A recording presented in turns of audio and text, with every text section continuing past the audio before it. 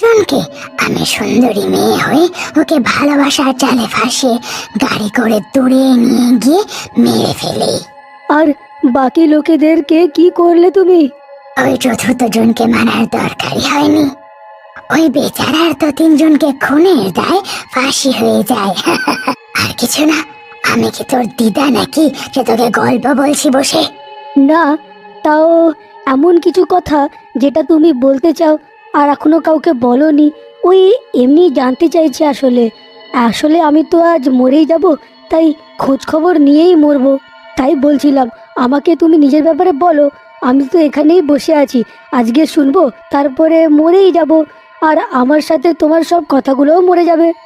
আরে হ্যাঁ, একটা কথা তো বলতেই ভুলে গিয়েছি। আমাকে কেউ বোকা বানাতে পারে না।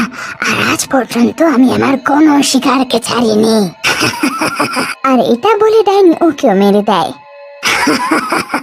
বেচারা কোথাকার ভাবছিল গল্প শুনতে শুনতেই হয়তো পাগল হয়ে যাবে। আমার পর্দা ফাঁস করতো, এখন তো নিজেই হাওয়া হয়ে গেল। চলো এই রক্তটা নিয়ে গিয়ে গাছে দিয়ে দিই। পরের দিন তো আবার বাদাম বেচতে বেরোতে হবে।